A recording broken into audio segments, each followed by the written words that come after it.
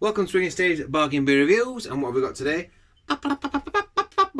Red Rye Captain Pale Ale. So I'm continuing the Lidl strain at the moment. So on the way back home from work, I did drive past a Lidl that I didn't realise existed. So I thought, right, let's fill up the car with a few Lidl beers, and let's compare them to Aldi's. Generally the nearest comparison, I suppose, to Lidl. It's almost like they're the same shop sometimes. It's basically different labels on things.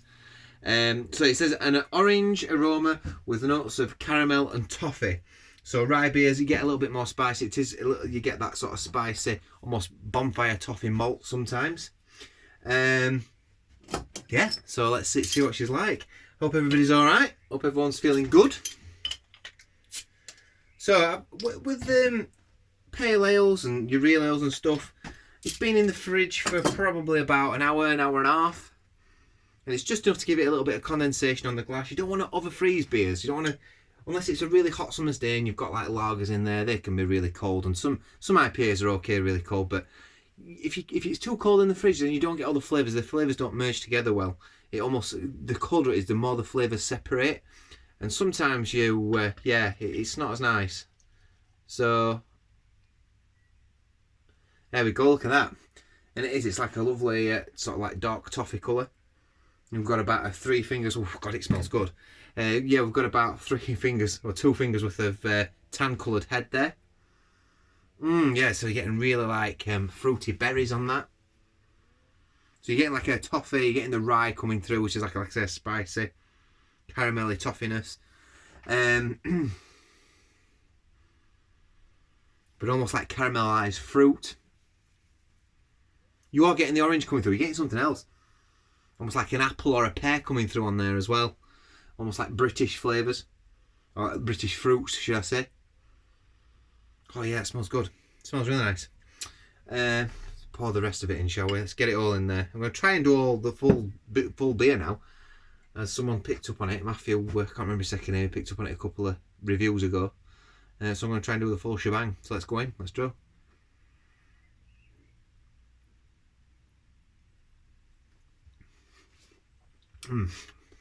So 99p this cost. Now,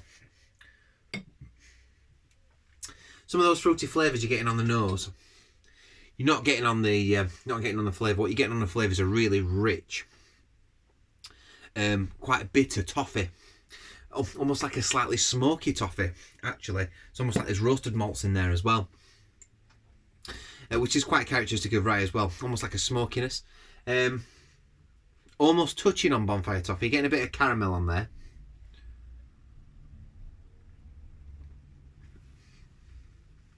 There's a slight metallic note.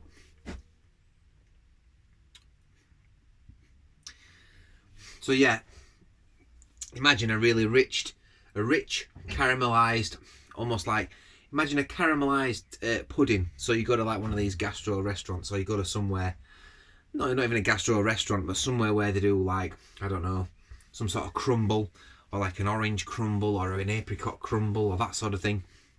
You're getting that sort of fruitiness on it, with the caramelisation from the malts. Is making it almost a little bit sickly, but not in a nice way.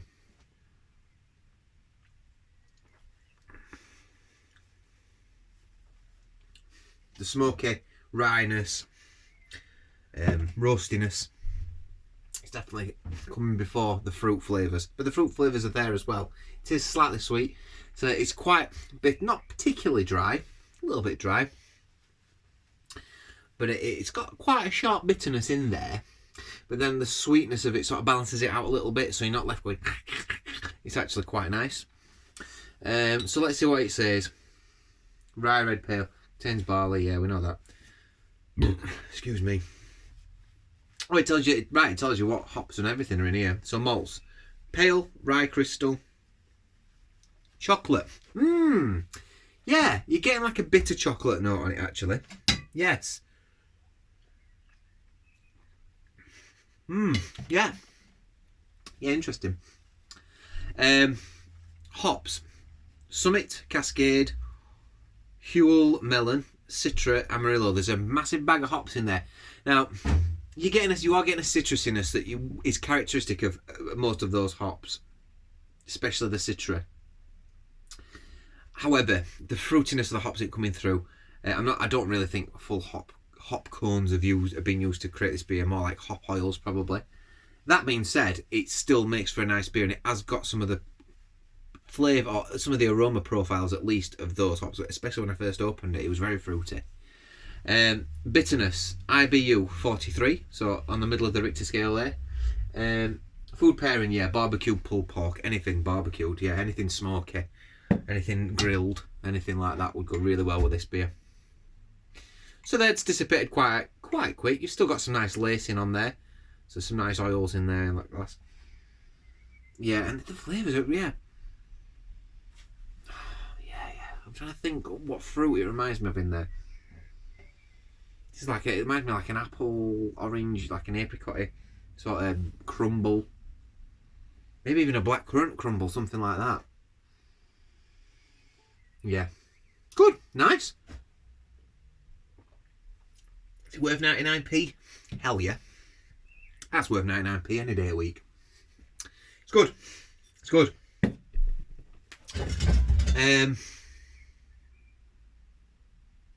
99p, I mean,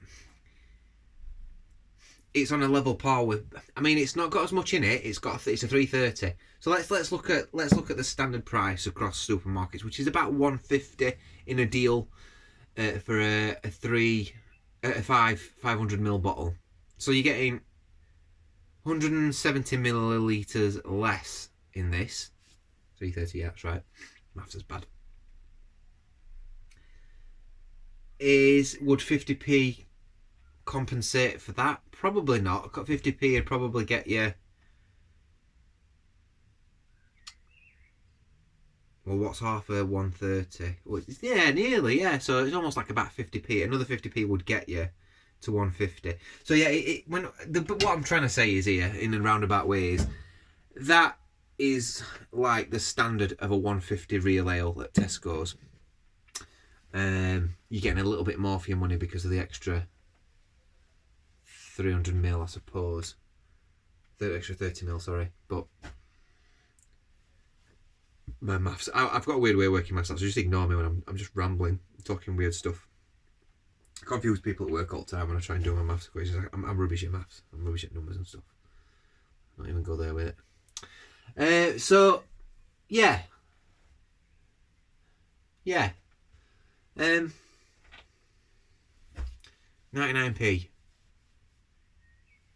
99p.